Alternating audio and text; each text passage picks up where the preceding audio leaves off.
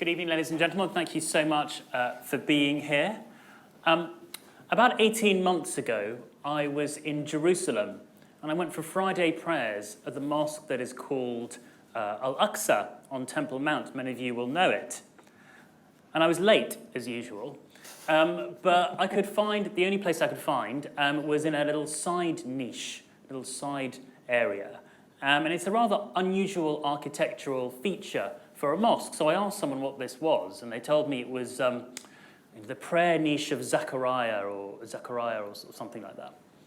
As I looked up, I saw that there was actually a magnificent rose window inbuilt into the mosque, and it was filtering light into the space, almost as though it were a church. Later I found out that it sort of was. In the 12th century, this little niche was a chapel that had been built by the Crusaders, and the Gothic rose window was something that the Europeans had left and was later incorporated into this sacred Muslim site. And so we often think of the Crusaders as warriors, either righteous ones or misguided ones. And indeed, in our discussion this evening, there'll be a fair few battles and bloody events mentioned, I'm sure. But it's also important to remember that they did leave a cultural legacy in the Middle East, and in their turn brought aspects of Middle Eastern culture back to Europe. In the story of the Crusades, it's always important to remember, along with the heroic battles and epic stories and ferocious wars, there was also connection and cross-cultural understanding as well. Who better to tell this amazing story than Dan Jones, sitting to my right? Dan and I have known each other for 20 years, and from pretty early on, it was clear that he was someone with a passion for history and for telling stories. It hasn't surprised me in the least that his history writing career has been so successful. He's the author, I think, of 7 or 8, you were telling me, previous works, including on the Peasants' Revolt and the War of the Roses, and the Templars as well, relevant to our story here. He's also been a columnist for the Evening Standard for many years, writing on sport, culture, politics. Many of you may know him from his Netflix series on castles. So you can see Dan striding around showing us the secret castles of Britain, or whatever it's called. Watched every episode. It's fine. It's brilliant. But as you see, his new tome is called Crusaders, an epic history of the war for the Holy Lands. Anyone who has even a cursory knowledge of the subject will know that it can get slightly confusing. All those Baldwins and people whose name ends with Adine do sort of blend into one another. So Dan has come up with a great solution to this. He's constructed what he calls a tableau history, which is a bit like a stained glass window, in fact. So roughly speaking, each chapter follows a significant character, a king or a Crusader knight or a hermit or a sultan or a Byzantine princess historian. It's an absolute tour de force, and I'm sure that you will enjoy it as much as I did. Dan, I'm going to start with how you end the book, actually, talking about the contemporary resonance of the Crusades. You write that in the terrible mass shooting in New Zealand, where those 2 mosques were targeted, in the manifesto of the killer, he had written down, "Ask yourself what Pope Urban would do." And also the idea of labelling Europeans as simply Crusaders is a big part of Al-Qaeda and ISIS propaganda. Most ludicrously for me, when the young people attending the concert in Manchester, where Ariana Grande was singing, were labelled as the Crusader enemies, and were therefore deemed as legitimate targets. Were you thinking about these current conflicts when you wrote the book? Yeah, I think, and thank you for that very kind introduction as well. I think that when I'm looking for topics to write about in the Middle Ages, I'm kind of often drawn to those which have some sort of contemporary resonance. And the Crusades certainly fits that bill in the sense that, well, in in many senses. I mean, in a sort of slightly fatuous, facile sense, the word crusade has just slipped into everyday language all over the place. So, I just did a Google search on the word crusade before I came out, a Google News search, and it says, Boris Johnson's having a crusade on crime, or Jeremy Corbyn's been urged to, return to Harold Wilson's maxim that Labour is nothing if not a moral crusade, or there was an article in Salon.com that said Dr. Jen Gunter is on a crusade to save your vagina. David Cameron said he was on a crusade to build new houses. The word is massively overused just to mean a sort of mission. So it slipped in almost unthinking to our diction and our vocabulary now. But it's also still present with us in more worrying, pernicious, dangerous, and, as you've already described, kind of lethal ways. So it's absolute catnip to the alt-right. Just last week, there was a guy called Eric Lynn who was arrested. I think it was in Ohio. I think there's sort of one every week at the moment. Who'd been sending messages on Facebook saying, God bless President Trump. He's going to start a race war and a crusade. Equally, after the Sri Lanka bombings, the Easter Sunday bombings, all the messaging put out by ISIS and the affiliated groups afterwards was saying, we've struck a blow against citizens of the Crusader coalition. Anyway, so while I was conceiving the book, I was kind of aware that this is a subject that still touches us today and is something that people will know the name of, even if they don't know what actually happened. And for me, that's always quite a fertile area, because you take something we think we know and then unpack the real medieval story behind it. So I know in this book you try and expand the definition of what the Crusades were, when they began and when they ended. But for the moment, let's just take what you think of as the opening, and the hero of the mosque shooter, Pope Urban. So 1095, why did Pope Urban launch the Crusades? That's a good entrance exam for All Souls College, Oxford. Why did Pope Urban launch the Crusades? There are a lot of things going on in 1095 that sort of coalesced in Urban II turning up to give his famous sermon at Clermont, where he called upon the warrior class of Western Europe to rise to the defence, firstly, of the Byzantine emperor in Constantinople, who was under attack from, whose lands were under attack from waves of Seljuk Turks, and thereafter to go on to Jerusalem and claim it for Christian and, as it turned out, Latin Christian rule, and take it away from its Fatimid Egyptian rules. Underlying Urban's call for a crusade were lots of different types of schism, effectively. There'd been long-running political sort of power struggles between the Roman Church and various secular rulers in Western Europe, most notably the German kings who become Holy Roman Emperors. There was also a long-standing schism between the Eastern and Western Christian churches, the sort of Greek and Latin halves of the church.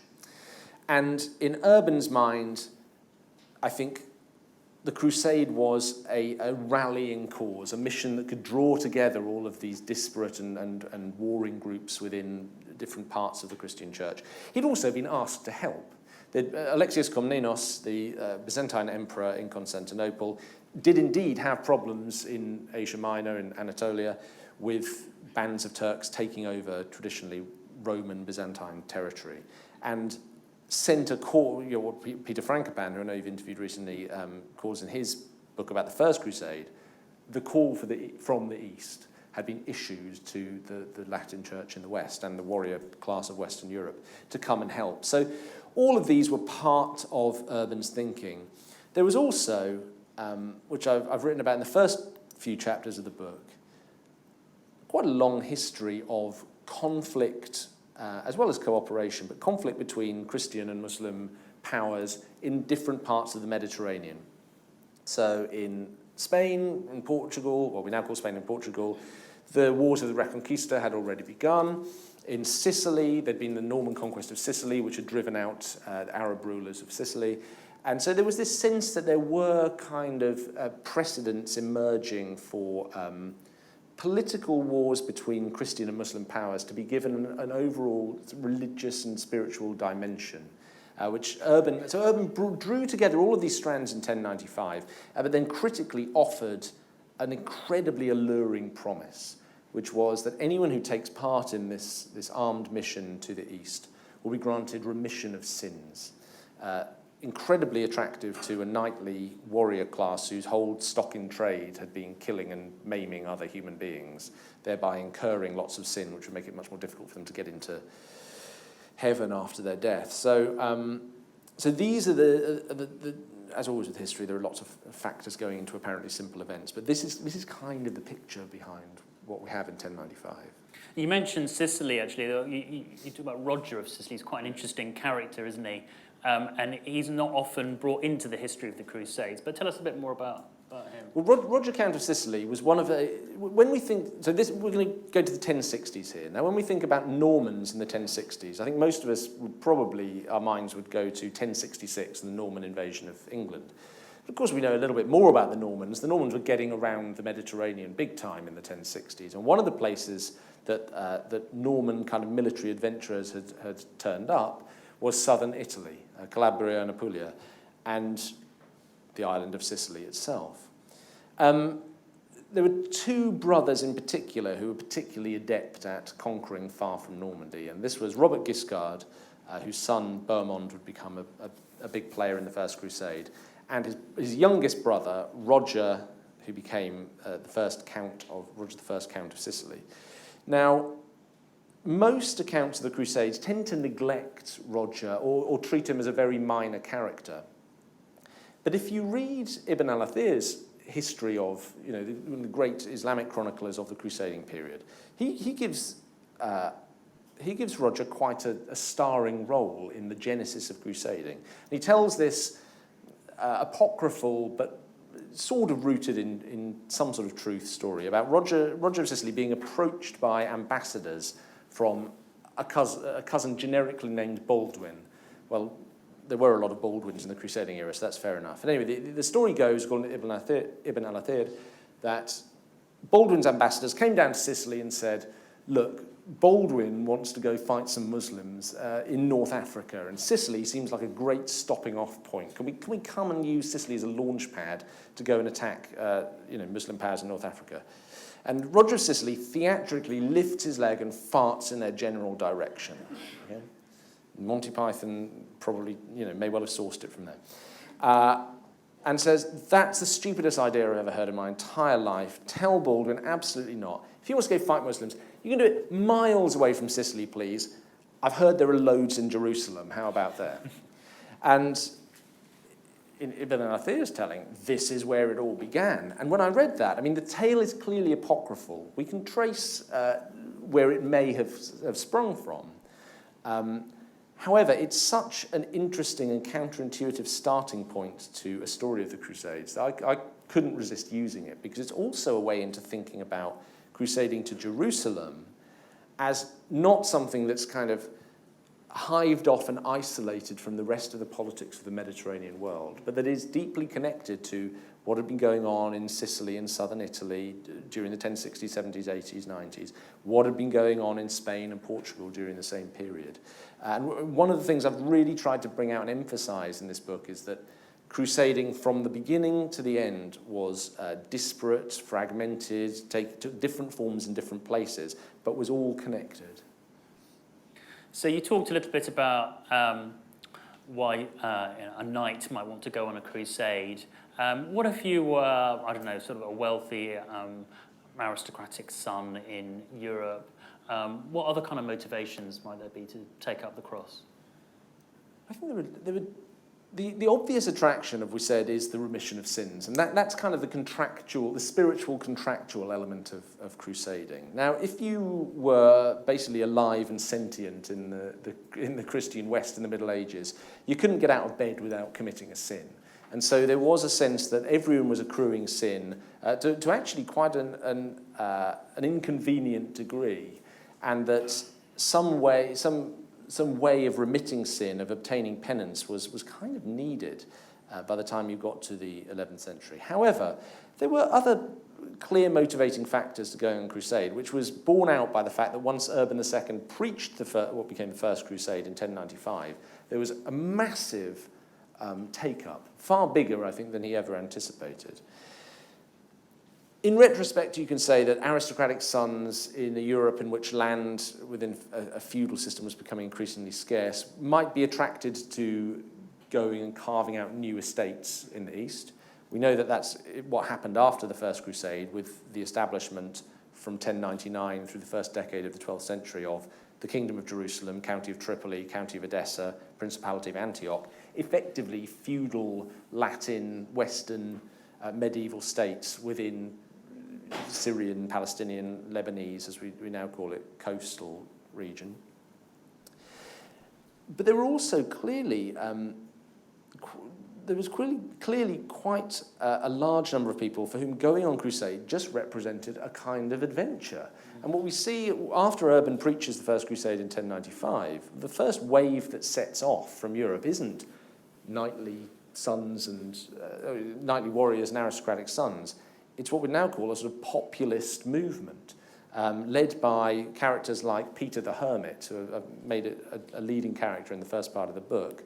Peter the Hermit, a sort of roving demagogue, a kind of faragist character who bounces around, convincing people to do incredibly dumb things, as if it's for their own good. And whipping up the basest and worst instincts as he does it. And Peter the Hermit leads one of these first waves of crusaders, totally unprepared and unsuited to the business of major military expeditionary warfare over 1,000-some miles, but leads them on this journey through. He recruits quite widely in the Rhineland. Firstly, through a few cities of the Rhineland where there are terrible pogroms and massacres of anyone non-Christian, but particularly Jewish people. And then off down the Danube towards the Balkans, where periodically they annoy the rulers of whichever territory they pass through so much that quite a few of them are slaughtered by trained soldiers, but limp into Constantinople in 1096, pitching up outside the walls of the city, much to the horror of absolutely everybody who lives there. So, well, hang on a second. We sent to the West for some trained warriors, and you've got a guy who, you know, the accounts of Peter the Hermit say things like he sort of walked along brandishing a letter that had been sent by Jesus, and they walked behind a magic goose that they believed was invested with the Holy Spirit. I mean, maybe that's true, maybe that's sort of exaggerated slander, but the idea is these were not the sort of people that Alexius Comnenus thought he was applying to get. So there's a long answer to your question of who went crusading and why. I think over the broad period, if we expand out from the First Crusade, the answer is there were as many different reasons to go crusading as there were people who went crusading. And you mentioned there Constantinople and the Byzantine Empire, which again is this sort of sometimes slightly forgotten aspect to it. But it was, what they called on the West to defend them, but what was the general attitude towards the Crusaders who arrived? Were there tensions between them, and did they really actually want all the Crusaders? Well, I think we mentioned Peter Frankopan earlier, and I think one of the things that Pete did has done very, very well in his work but Runciman did this as well. Stephen Runciman, writing the great 3-volume history of the Crusades in the 50s, was emphasise the importance of understanding the Byzantine Empire, what had been the Eastern Roman Empire, and was still thought of by the people there as the Eastern Roman Empire, in the bigger picture of the Crusades. Because it was the call from Alexius Comnenus that was a major part of bringing the Crusaders east in the first place. Inevitably, any overland crusade, the First Crusade, the Second Crusade, the Fourth Crusade disastrously, and others in between, anyone going from Western Europe to the Eastern Mediterranean overland necessarily had effectively to come through Constantinople. Once the Crusader states of the Latin East were set up, the Principality of Antioch effectively neighboured the Byzantine Empire. The politics of the Eastern Mediterranean were dominated by the Byzantine emperors. So this was a constant and very important factor, or rather the Greeks or the Byzantines were a constant and very important factor within the history of crusading, and we need to emphasize them. Did they actually, en masse, really want a bunch of sort of Latin warriors turning up on their doorstep? I think probably the answer is no. And we can tell this by a reading not very hard against the grain of the great source, Greek source of the First Crusade, Anna Komnene's Alexiad. Now, Anna Komnene was Alexios Komnenos' daughter, incredibly bright, erudite, surrounded herself with scholars, and produced towards the end of her life.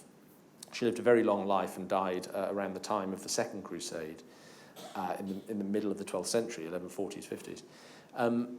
She produced this wonderful work of history called the Alexiad, describing the events of her, Alexiad being about Alexios Komnenos, describing the events of her father's reign, his struggles to defend the empire from its many enemies, his tussles with the perfidious Latins. It's a totally pro-Alexios piece of propaganda, effectively. It's also brilliantly colourful and enjoyable history, chronicle history. But the underlying message of it and the underlying reason for it having been produced is that I think there are a lot of people who thought this was about the worst thing that Alexios Komnenos had ever done, was to incite the First Crusade, because it brought upon the empire more or less nothing but trouble. So Jerusalem falls in, 1099? Yep. And what kind of society was created in the kingdom? What was the kingdom of Jerusalem like? How did things change? Did people just go back to living as they did before, or was it more radical? The Jerusalem that the First Crusaders found when they arrived after this enormously long and painful but apparently miraculously victorious march over several years, all the way from Western Europe through Asia Minor, down through northern Syria, conquering and winning battles as they went. Finally took Jerusalem on the 15th of July, 1099. The territory through which they passed, particularly in Greater Syria, Palestine, was already pretty fragmented, and there were lots. In terms of political power, there had already been lots of sort of petty emirs, atabegs, rulers of different stripes from the Seljuk Turkish Empire.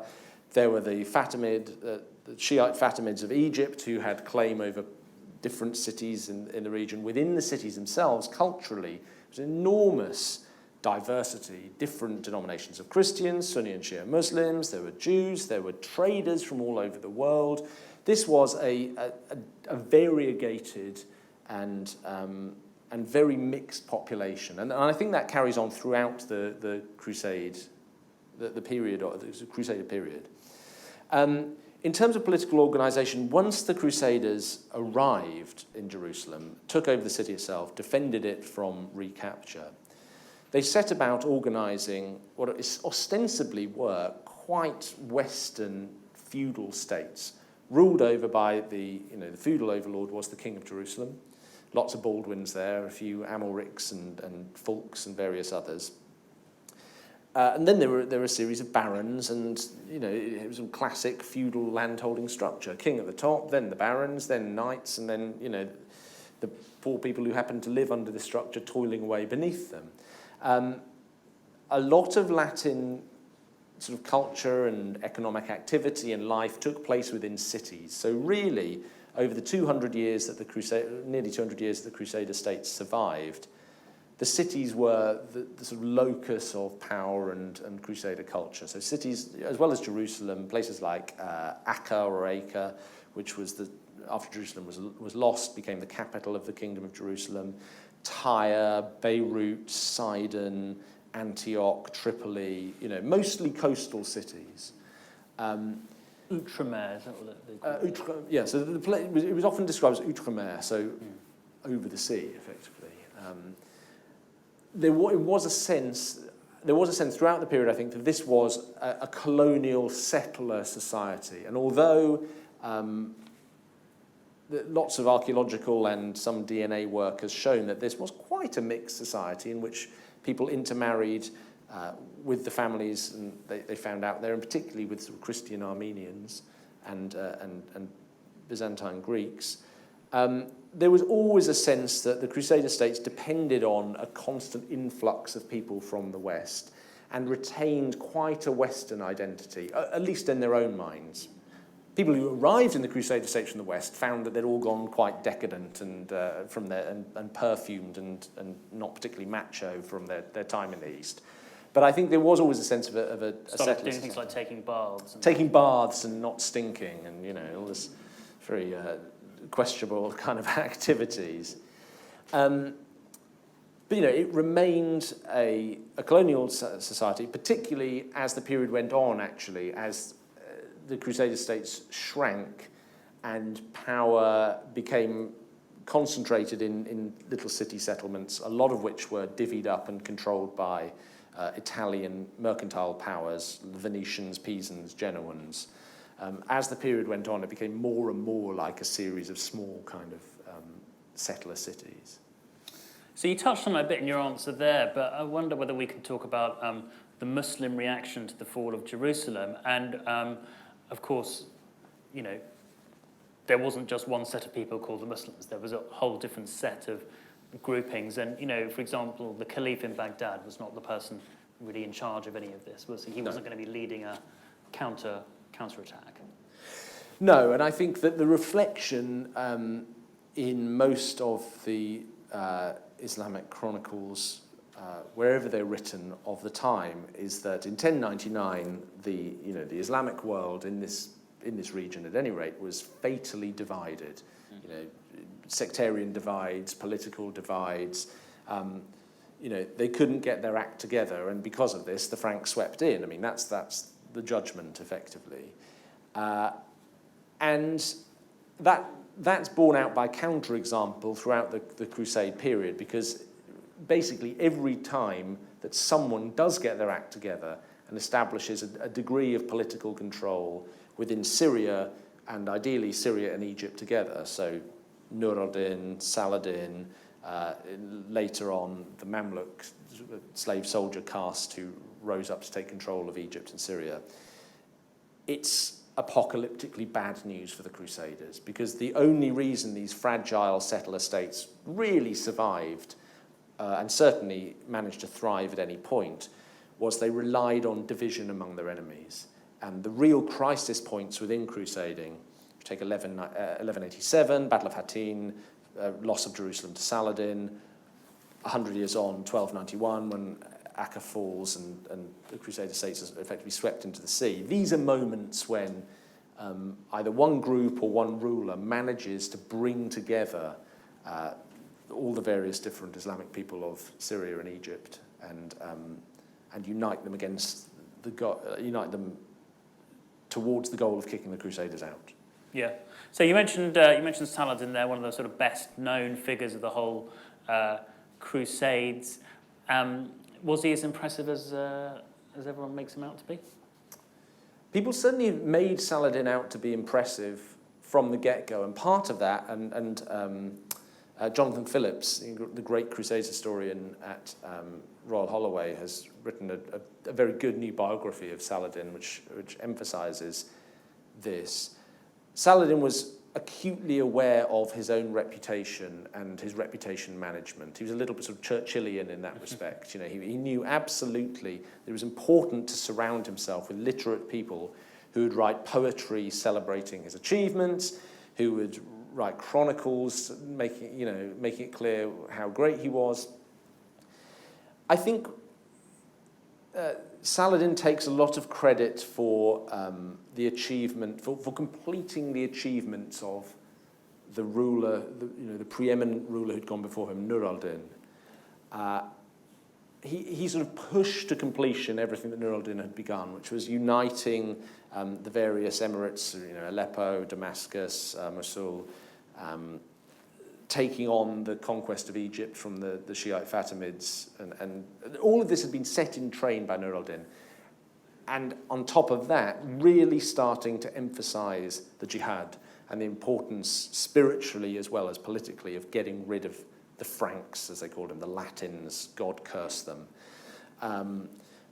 However, that said, Saladin was, of course, not unimpressive. I mean, he comes across, whichever source you read, including the Frankish sources, the Latin sources, as a really formidable leader. Not necessarily the greatest battlefield general. He lost as many battles as he won. Certainly a kind of inveterate propagandist of his own achievements, who in fact spent much more time fighting other Muslim rulers than he did fighting Christian rulers. He's got quite a mixed reputation among some Muslims, actually, in Yes. the sense that, like, Egyptian friend of mine was like, yeah, he's the guy who destroyed our country. Well, quite so, and it would be a mistake, of course, to think, as you already said, there are Muslim heroes and Muslim, there are a lot of different takes on Saladin. The one that sticks with me the most in the sort of final assessment of his character is the one from William of Tyre, who's the most virulent sort of anti-Islamic, pro-Frankish writer who has lots of nice things to say about Saladin. He was a very formidable enemy and someone you didn't tangle with lightly. And his death, when it came in the early 1190s, shortly after the Third Crusade, was treated as a tragedy and a major blow to the Islamic world of Syria and Egypt, which he'd managed to unite. And you see politically after his death what happens. The Ayyubids, as his family known as the Ayyubid world falls apart within decades of his death. And so there is a sense that he's personally extremely impressive and extremely competent, if not perfect. And what about his famous opposite number, Richard the Lionheart? What about his reputation? Well, again, so let's see what their enemies say about them, and it's the same in reverse. Everyone says, in 1187, Saladin had taken aim at the Kingdom of Jerusalem, had defeated the combined armies of the Kingdom of Jerusalem in a massive battle on the 4th of July, 1187 at Hattin, gone on, swept through most of the major Crusader cities, had taken Jerusalem in October 1187.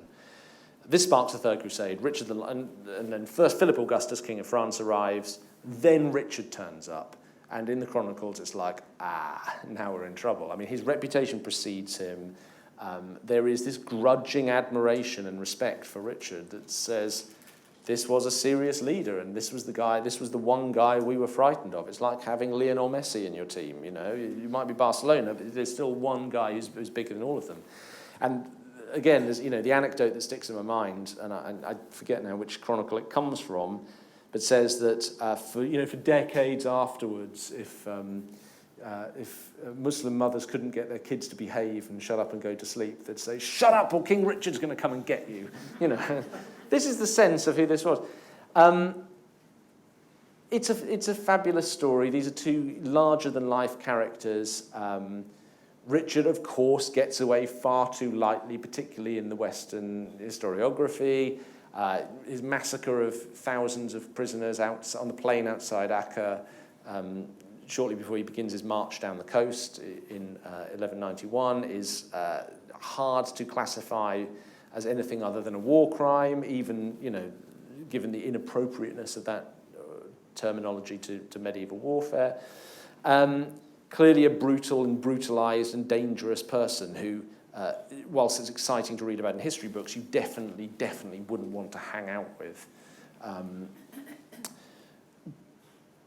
But the story of these two men are, coming together at one time in one place with the stakes so high is, of course, irresistible, and that I think is why the Third Crusade has always been the one that's best known, because it has the biggest characters about it. Yeah, you talk about the biggest characters, but actually in the book, some of the most interesting people are the ones that you highlight and go into are the perhaps less well-known figures. So how did a Viking king end up in Jerusalem? Well, you're right. I mean, so one of the things I tried to do in building this book is proceed through what, in fiction terms, you call viewpoint chapters. So you take a character and try and see the story through their eyes. When I and the book's divided into these three big sections. So the first section finishes with Fall of Jerusalem, 1099. I'm starting section 2 of the book, and as I've said, one of the themes I wanted to emphasize in the book was the wideness and bigness of the Crusader world. How it wasn't just about capturing and defending Jerusalem. That yes, this was a central part of the Crusader story, but there was much more to it. And so I set about looking for a character who could somehow show us, rather than, show don't tell, being storytelling 101, that could show us this world. And I kept reading all of these references in passing in other books about the Crusades to the first major Western king who went on crusade. And he's usually afforded like a line or two. It's Sigurd I, King of Norway, known later as Sigurd Jerusalem-farer. And he'd always just sort of crop up. There'd be a chapter on, the Crusader states in their first decades, and it would literally be a line saying, and in the first decade of the 12th century, Sigurd I arrived, helped besiege Saladin, and disappeared. Who is this Sigurd I? Well, it turns out Sigurd I is the most extraordinary character, who not only is a great person to read about, but performs a very useful narrative function if you're a historian writing this type of book. Sigurd, King of Norway, becomes King of Norway when he's 13 years old, because his dad, Magnus Barelegs, very fond of, as any good Viking was, of sallying out from Norway to plunder, attack people. Anyway, he makes the mistake of going to Ireland to do this. And if anyone's ever been out on a Cork or Dublin on a Saturday night, they'll know it's a mistake to get too cocky. Magnus Barelegs goes to Ireland, and an Irishman hits him in the head with an axe, and he dies. And suddenly his son, Sigurd, is now King of Norway. However, it's not just Sigurd, because the kingdom's divided between three sons. Sigurd, a brother of around the same age, both teenagers, and a very young third half-brother who's too young to, at that time, be important. Anyway, it quickly transpires that the kingdom ain't big enough for all of these kings. So Sigurd says, well, it's about 1107. I hear there's something going on down in Jerusalem. That's not as unlikely, maybe, as it sounds, because there'd been very close links, particularly between Vikings, people of Scandinavia, and Constantinople. Lots of Vikings, lots of Scandinavians had gone and served in the Varangian Guard, the personal guard of the hardest people around who defended the Byzantine emperor. Nonetheless, it's still quite an expedition to undertake. So Sigurd fits out several dozen ships, thousands of men, and goes on this incredible journey, sails from Norway across to England, where there was, obviously quite close links already between Norway and England, stops off in England, crosses the Channel, and then sails kind of down the coast of France, Bay of Biscay, hops off in Santiago de Compostela, bit of plundering, because they're Vikings, and then charts what's now the Portuguese, northern Spanish and Portuguese coast, hopping off and plundering as they go. And anyone who's not a Christian, now Sigurd is not a pagan. By this time, Norwegians are converted to Christianity. They make it their mission to go after anyone they can find who's not Christian and attack them. So this could be kind of North African pirates, they don't mind. It could be the Muslim rulers of any of the cities along what's now the Portuguese coast, because all of that was in the hands of the Almoravids at the time. Do a lot of that, round through the Straits of Gibraltar, stop in the Balearic Islands, on Minorca and Formentera, fight battles against North African Muslim some are pirates and some are just sort of people who happen to live in the Balearic Islands. Goes on from there down to Sicily, which is under Norman rule. Sigurd hangs out with Roger of Sicily's son, Roger II, who's also a teenage king by this point.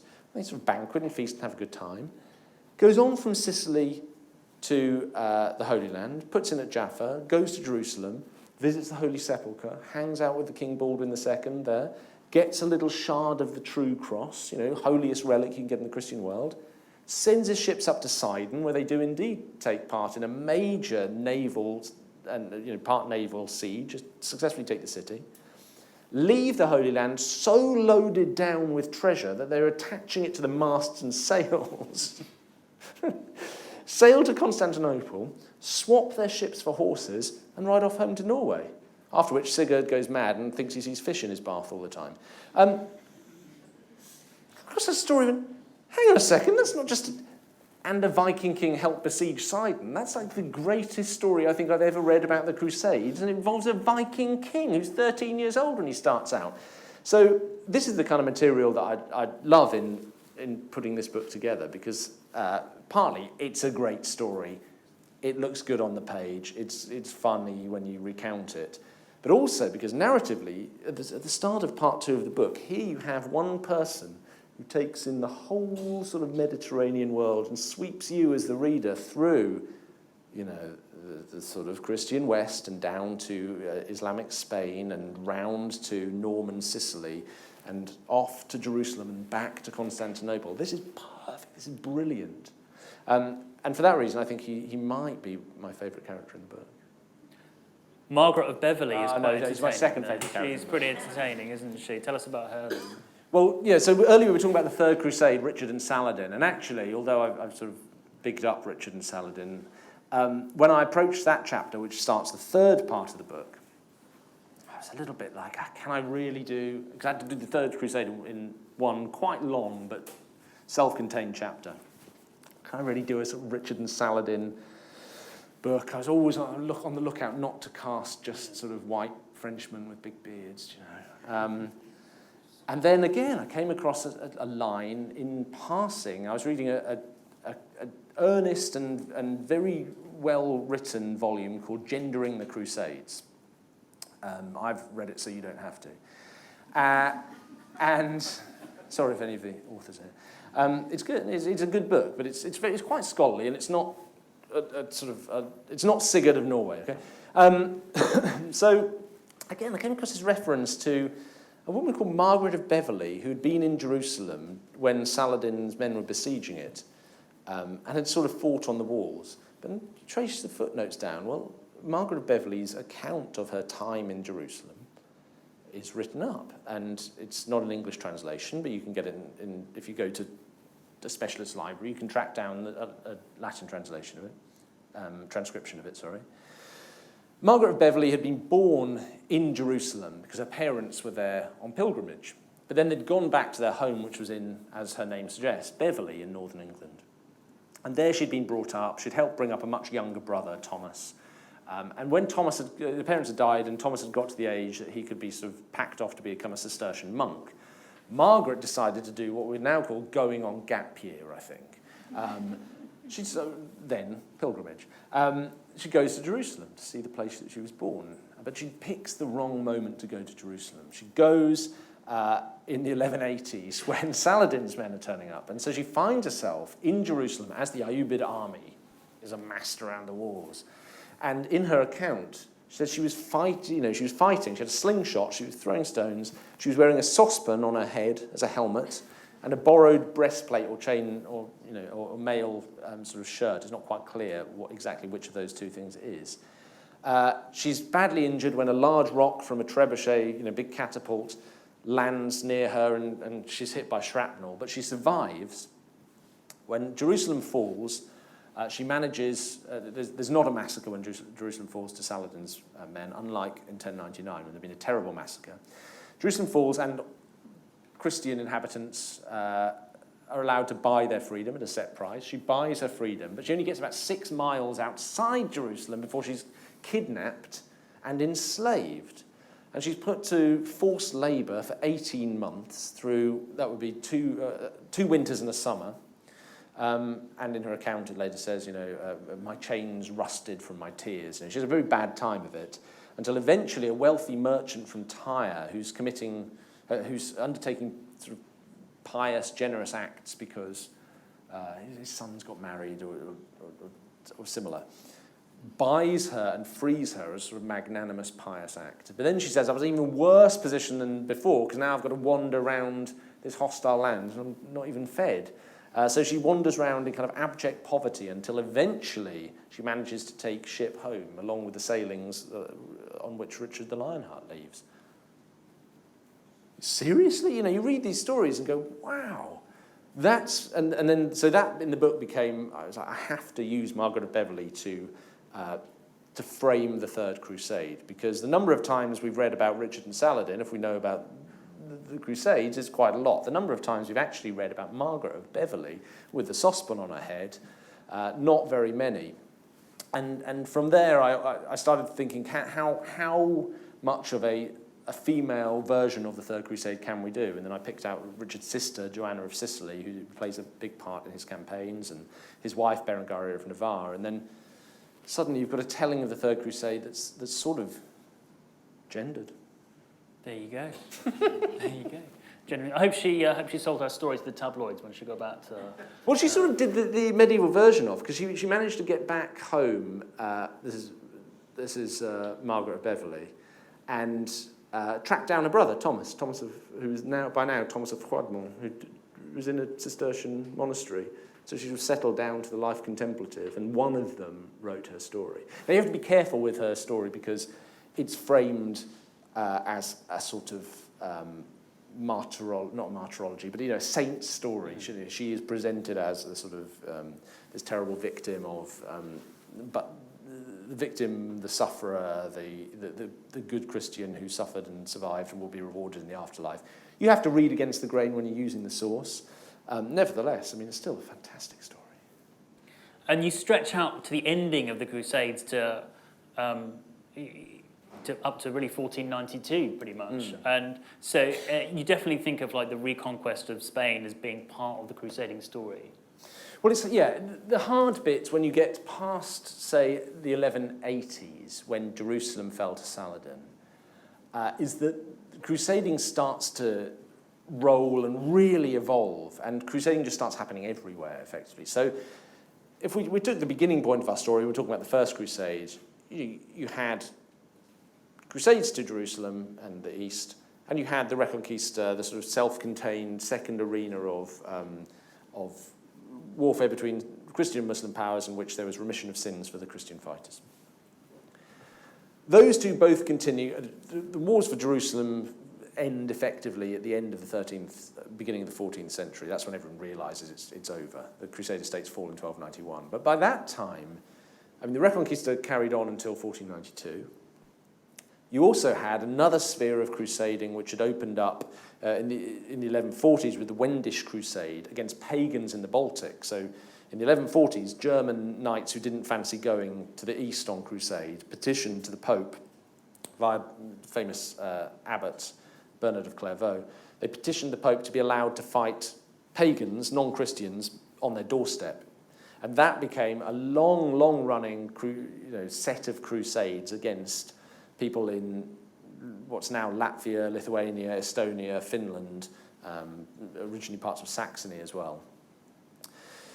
The Albigensian Crusade at the beginning of the 13th century, when Pope Innocent III, sort of a great promoter of the Crusade as an institution, had decided that wars by the French nobles acting in concert with the French crown against Cathar heretics in the south of France, that these could be classified as crusades.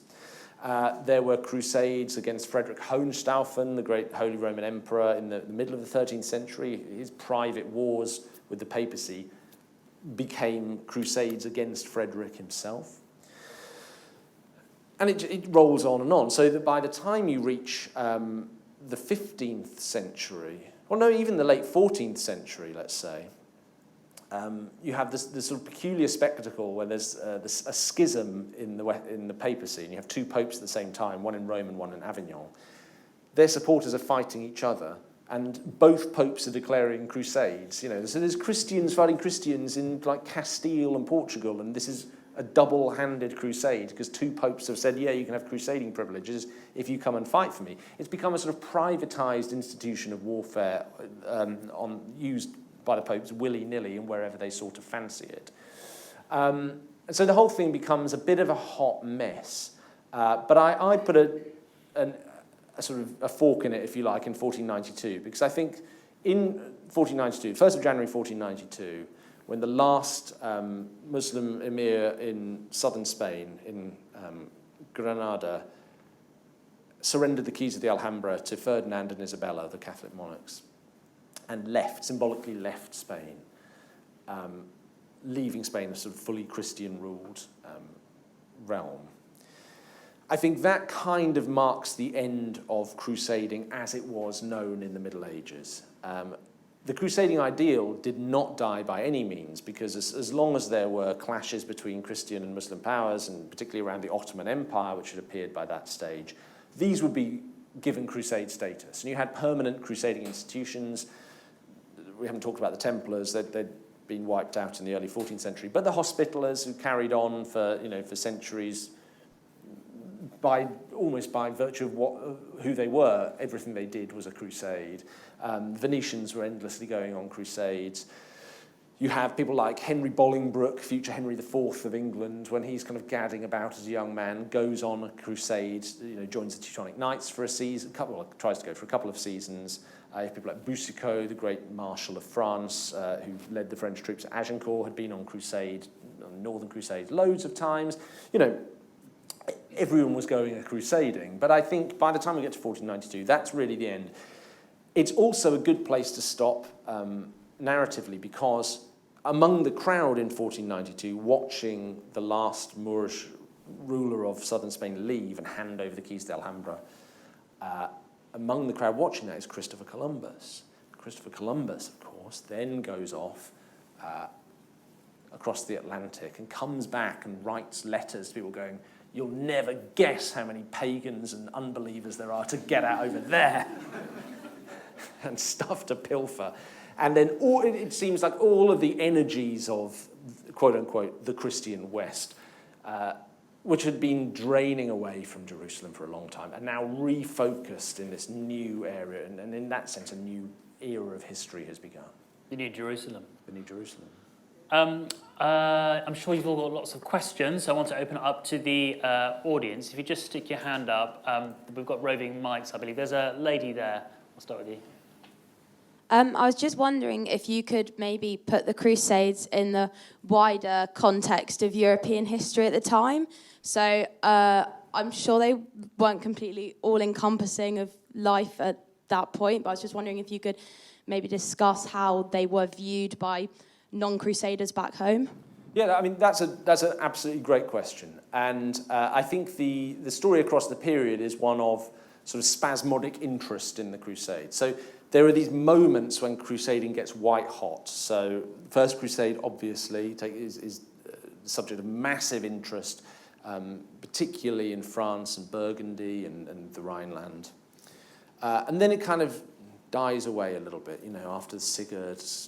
People go, on armed pilgrimage and go for seasons and appear for sort of small campaigns, but really interest kind of wanes. Then in 1144, the city of Edessa is lost to Zengi, and there's another sort of upswing in crusading, and this time it's led by kings like Louis VII of France, Conrad III of Germany. There's another concentrated period of mass interest. This is when the Wendish Crusade gets going. And then that ebbs and ebbs and ebbs over a generation. Then you get to the 1180s, bang, Jerusalem's lost to Saladin, and the true cross is lost. And anyone wants to go crusading. And then it ebbs away again.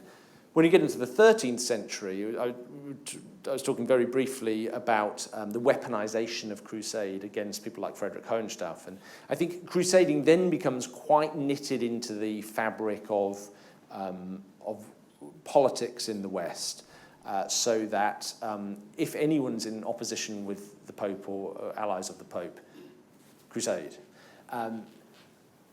Is that the same as everyone being interested in the affairs of Jerusalem? No, it's probably not. So I think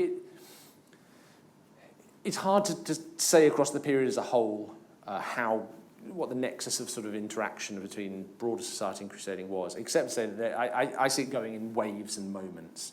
And throughout the period, everyone tends to talk a good game about crusading. And that, weirdly, after crusading's done and dusted in the 1490s, people talk an even bigger game about it. Henry VIII and Francis I of France and Charles V, well, any chance they get together to sort of show off, it's like, right, and the thing we're going to do as soon as we all make peace is go and fight the Turks. It's a bit like, the thing we're going to do as soon as we sort Brexit is go and fund the NHS. Yeah, all right, mate. I'll see about that. But, the less the chance you actually have to go and do it, the more likely you are to sort of say, yes, this is something we should really be getting behind. Does that sort of answer? Okay. Any more questions? The lady there at the front, I think, had her hand up first. Hi, so kind of building on that question, obviously, kind of two questions linked together. So how did the Middle Eastern see the Crusades? Because I teach history and it seems to be a big part of our medieval history, the Crusades, but does it play such a big part in medieval history is through the Arab and Middle Eastern Islamic perspective? Yeah, I think, again, that's another excellent question. And one of the things I try to do in this book is draw together a bit better than has often been done the two perspectives and how each side viewed the other.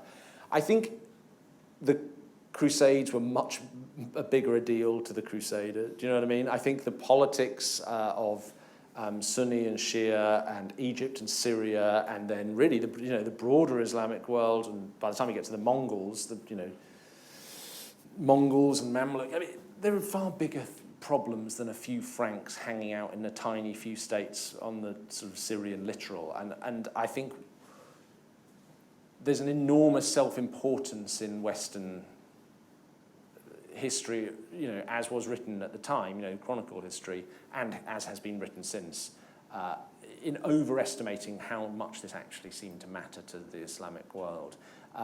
It wasn't really, never came anywhere near Baghdad. It just sort of occasionally people would arrive from somewhere like Aleppo or Damascus and go, those Franks we were telling you about? And, Franks. Yes, I remember. Can you help us out with them? Because they're really a problem. And nothing that the Crusaders did after the fall of Jerusalem in 1099, he says going out on a limb, was anything comparable to when the Mongols arrived in Baghdad in 1258. Different order of seismic political event. And so I think we are very prone in crusading history in the West to overplay and to assume that we, the West, in Western history, won in some sense, rather than abjectly lost after a period of sort of sapping disaster.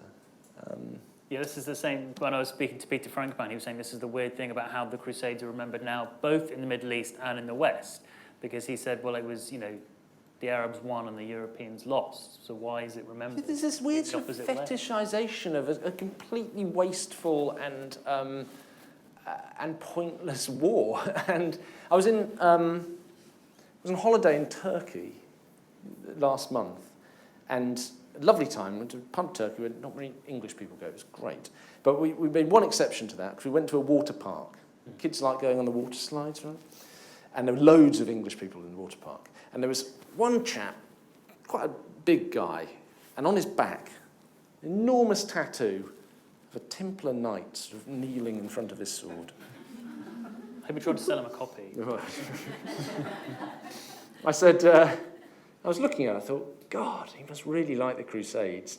One thing I don't understand is underneath it in Gothic script it said, England, and 2 roses. I was saying to Joe, my wife, do you think he knows the Templars were essentially a French monastic military order whose interests really intersected? And I said, I'm going to strike up conversation with that guy and see if he's interested in the Crusades. She said, if you get your teeth knocked out in a water park and embarrass me, I'll divorce you. So I never had a chance to find out if he really was into the Crusades. But then, you see what I mean? The point is, you go to any kind of England football match, and it's like, this is part of the iconography of sort of Western chauvinism, I suppose. And it's mental, because you lost. And no one cares, apart from you. So I do have, the only saving grace is it's slightly funny. More questions. Gentleman there at the front. I was just wondering what proportion of the local indigenous population was Christian during the Crusades, and how much did they participate? And I also just wondered, how did those great Crusader castles come to be built as well? So with regard to the first part of the question, I think there's a relatively small settler kind of elite, if you like, political elite, I mean ruling colonial class, and concentrated in the cities. Christians as a whole, well, there are Latin Christians and Greek Christians and Syrian and Armenian and Melkite and a whole bunch of other types of Christian denominations, which the Latin bishops who, been installed in various cities were forever complaining about the heterodoxy of their congregations. As regards sort of intermingling of populations, there was some recent work, DNA work that was done that suggested there was a limited amount of intermarrying between the sort of first generation Crusader settlers but the bloodline died out fairly quickly, so it must have been only a limited amount. And there was certainly, there tended to be throughout the history of the Crusader states, if you were looking, people were imported. There was always a need to import people to the east from the west, and there was this constant need for more settlers to go out there. And as regards what was the second part of the question? Sorry. Castles. Castles. Oh, the Crusader castles. Well, a good example of that, I suppose, is the great Templar castle Château Pellerin at Atlit, which was named Château Pellerin Castle Pilgrim because it was built through the hard labour of lots of pilgrims who turned up and, bent their backs to the task of building it. There was slavery, effectively. There was a lot of slavery, and slave labour was run-of-the-mill on both sides, so there was, and that's something we don't often consider, I think, just the amount of forced labour, not even serfdom, but actual out-and-out slavery of people traded in slave markets, used on both sides. Nevertheless, a vast amount of resources, wealth, and manpower was put into building those places, Cracte Chevalier or Montfort in the case of the Teutonic Knights. And it is always quite dazzling to me, in the same way that if you go to, well, I just popped my head around the door of Ely Cathedral last night when I was up there and was like, the sheer resource that's gone into building these buildings, whether they're military or whether secular or religious, is always dazzling, as well as the incredible feat of engineering in an age before computer-aided design, Yeah, it's amazing. Cracte Chevalier, which unfortunately has been damaged in the current Syrian war. I remember visiting maybe about 9 or 10 years ago, and there weren't very many people there at all. And you just go into these rooms and you just see carved the sort of, I'm sure you'll be able to recognise the seals of like the French king, and they're still there. They're still preserved. It's quite vertiginous. Lady here at the front.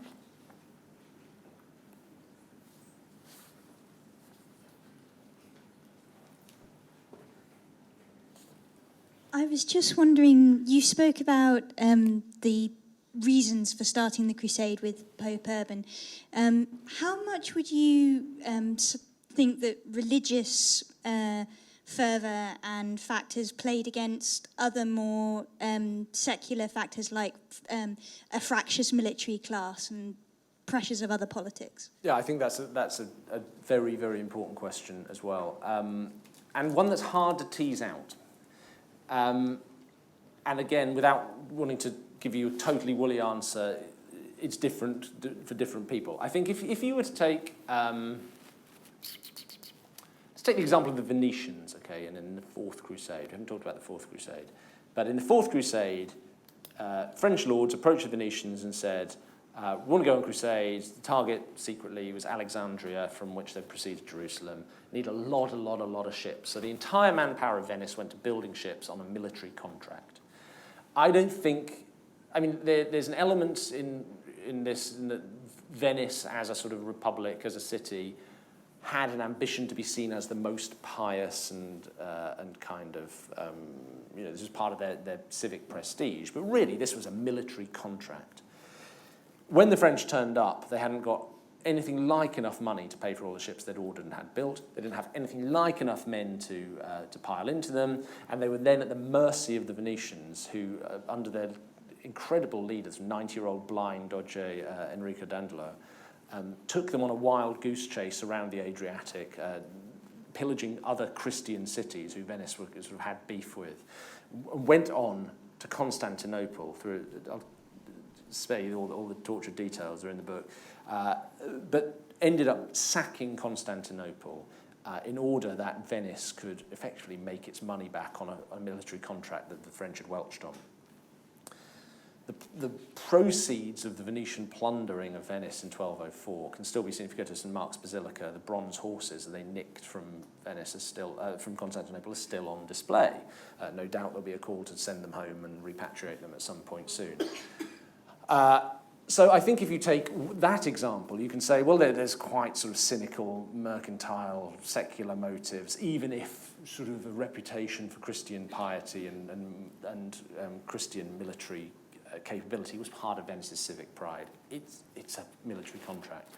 On the other hand, you look at the story I start the book with is it starts in Wales with Gerald of Wales, the great sort of waspish chronicler of the kind of Plantagenet years, travelling round with his archbishop on a recruiting mission for people to go and join the Third Crusade. I think there's a great story Gerald of Wales records about a young married couple, and the husband says, "Crusade, I'm going, I've got to do it, it's my godly duty, come on."